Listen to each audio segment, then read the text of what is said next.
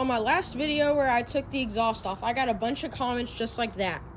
So what I'm gonna do today is just take the baffler off and see how it sounds like. So we'll do a little before. This is what she sounds like on idle.